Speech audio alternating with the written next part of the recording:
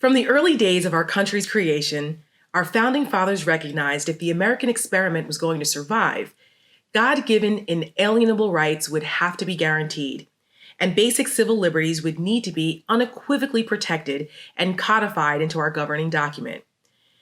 They knew it wasn't enough to just lay out the mechanics of how the government would run. Framers like George Mason were particularly sensitive about making sure America didn't inherit the mistakes of the oppressive monarchy they just fought and won a war of independence over. Individual rights needed to be secured. The concept of the Bill of Rights was born out of that concern. Ironically, James Madison, who authored them, initially didn't think the Constitution needed a Bill of Rights. He thought Articles 1 and 2 were sufficient. But Madison was eventually persuaded by Thomas Jefferson, thankfully, that it was imperative that individual rights were safeguarded from government encroachment.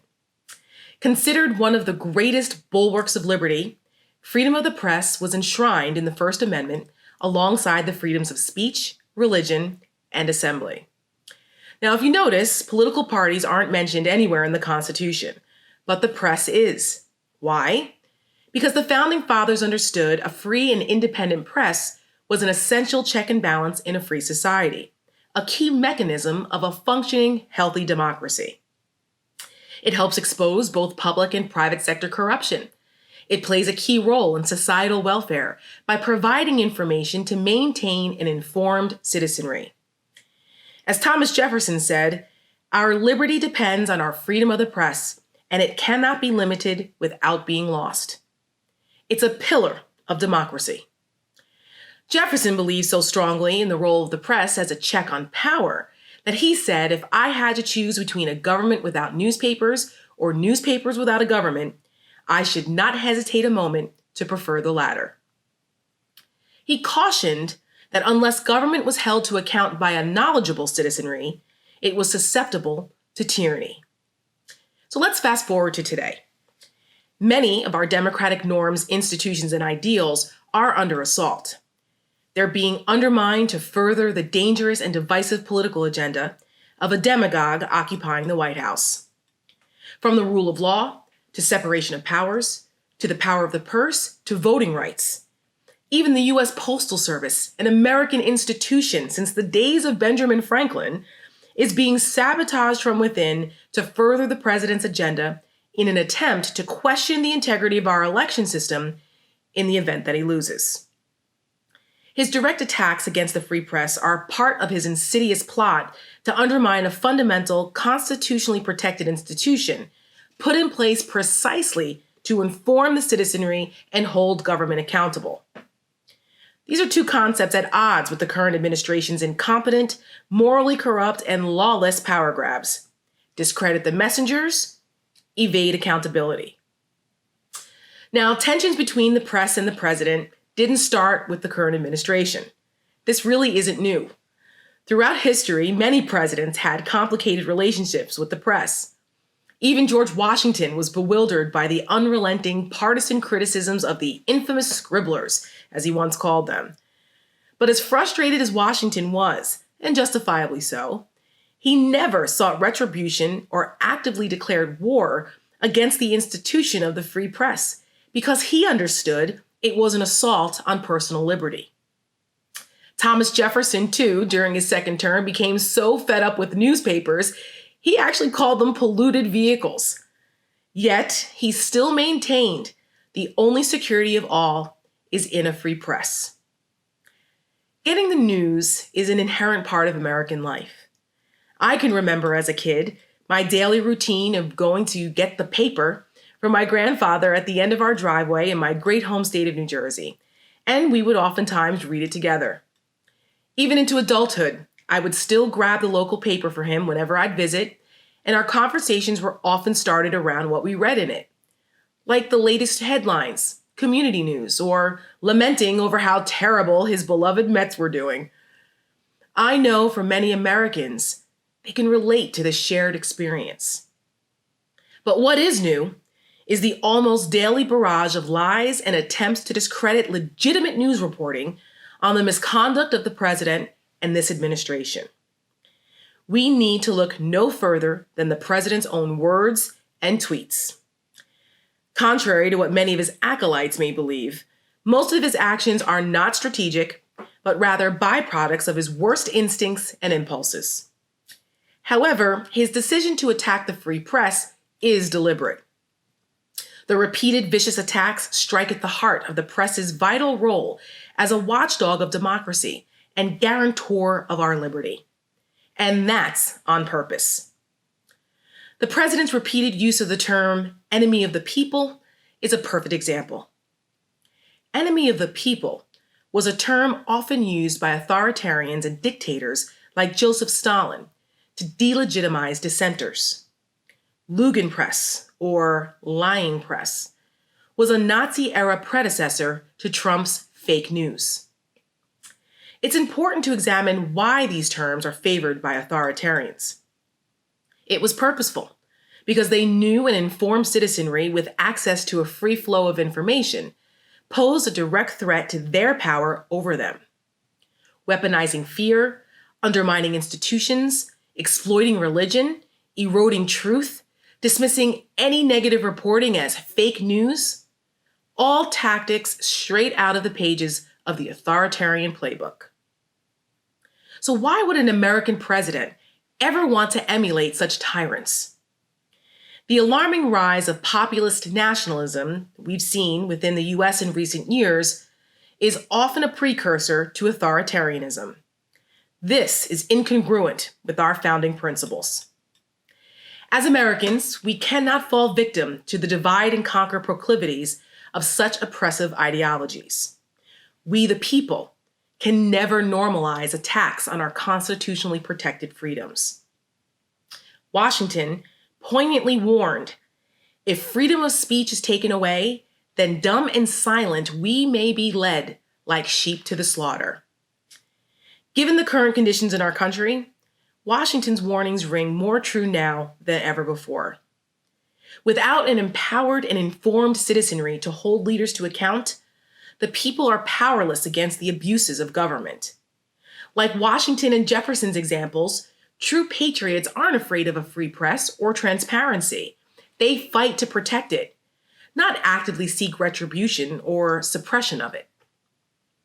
What better way to escape accountability than to send official surrogates out to make Orwellian proclamations about alternative facts, to gaslight the American people into questioning things that were once unquestionable, like science, data, expertise, truth?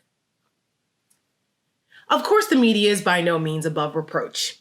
We have a responsibility to hold the press accountable for bias and inaccuracies when it's truly a problem. But even with these natural challenges, the free press will always be an absolutely indispensable tool for the protection of our freedoms. It's their job to ask hard-hitting questions. It's their job to uncover truth without fear or favor. Where would America be without it? Just look around the world, where freedom is routinely under assault, where courageous journalists risk their lives to report on government corruption, and protesters gather at great risk of imprisonment or worse to stand up for their rights. From Moscow to Tehran, Belarus to Beijing, undemocratic governments routinely suppress the liberty of their citizens with the heavy hand of authoritarianism. Now, in the past, when such events occurred, the world would look to the United States as the gold standard of freedom. Can that be said today? When asked to react to the communist Chinese arrests of government journalists in Hong Kong, the President of the United States was more concerned about economic policy. Since when did our fundamental values come with a price tag? I, like so many fellow Americans, look forward to the day when our president doesn't consider authoritarian crackdowns on freedom of speech as some economic opportunity. America deserves leadership that doesn't put our principles up for sale. Our beloved liberties have been paid for in blood by our forefathers and maintained by the brave trailblazers of the Civil War, women's suffrage, 2 world wars, and the civil rights movement. Where would America be if it weren't for the courage of journalists like Ida B. Wells, who risked her life as a Black woman in Reconstruction South to expose the horrors of lynching? She famously said, "To right the wrongs, you have to shine the light of truth upon them. The free press is the flashlight." Or the New York Times and the Washington Post's unprecedented decision to print the Pentagon Papers, exposing the government's dishonesty over the Vietnam War. Or Woodward and Bernstein's intrepid pursuit of the truth to expose Watergate, which ultimately led to the resignation of a corrupt president. Or to everyday citizen journalists who capture injustices on their smartphones and have access to social media sites that reach millions of people in real time worldwide and start movements to demand justice.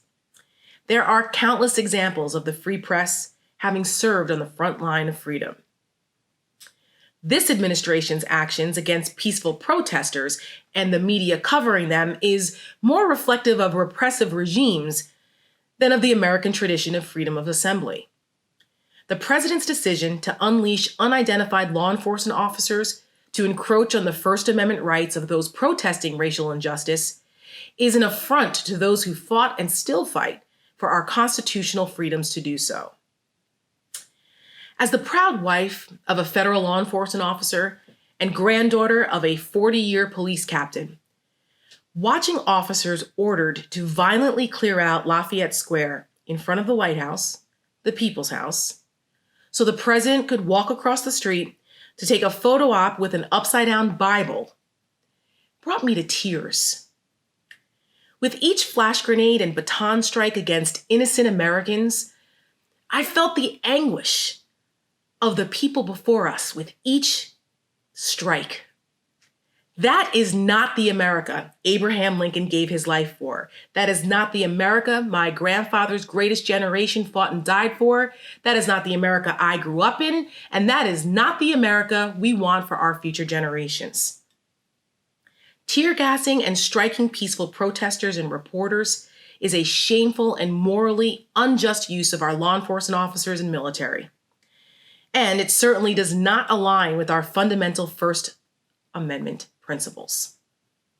It is our responsibility as Americans to make sure we elect leaders who will uphold these principles, not seek retribution against those who embody them.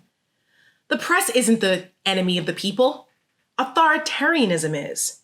Sowing seeds of cultural discord and distrust is. Using propaganda to spread disinformation is. We have a clear choice in this upcoming election that will determine the path of this great nation. Do you want leadership that declares open war on our democratic norms and institutions?